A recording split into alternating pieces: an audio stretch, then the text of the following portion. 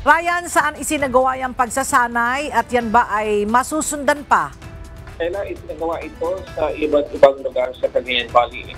Dalawa nga ang Philippine Army at US Army Pacific ang magkasanib na pagsasanay bilang bahagi ng Salaki Phase 2 mula July 16 hanggang ngayong araw sa iba't ibang lugar sa Cagayan Valley. Layunin ng operasyon ang pagpapalakas ng kakayahan ng Army ng dalawang bansa sa pagbuo ng combat power bilang suporta sa territorial defense ng bansa.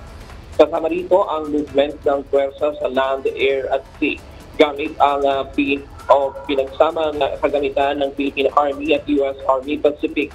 Mahigit 100 na mobility asset ang kalahok sa convoy operation mula sa Port Magsaysay sa Nueva Ecija patungo sa Bagabag Airstrip sa Nueva Vizcaya, Isabela State University Oval sa Echagi, Isabela at Camp Melchor de la Cruz sa Gamo, Isabela.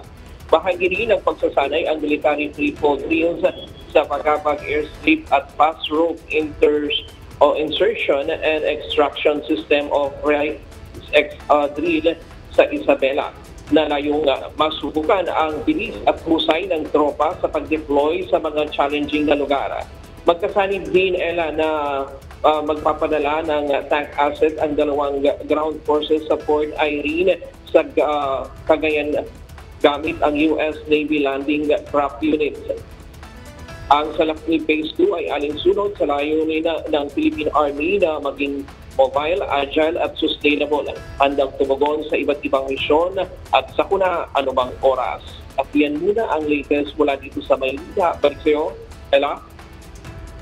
Salamat, Ryan Lacanlale.